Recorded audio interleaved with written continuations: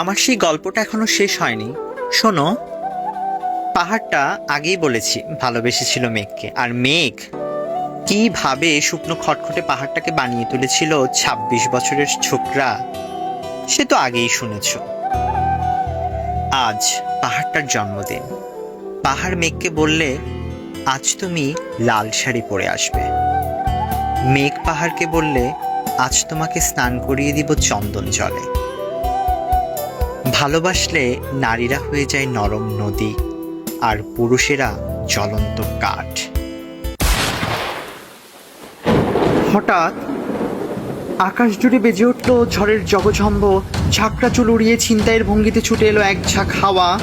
মেঘের আঁচড়ে টান মেরে বলল, উঠ ছুরি, তোর বিয়ে।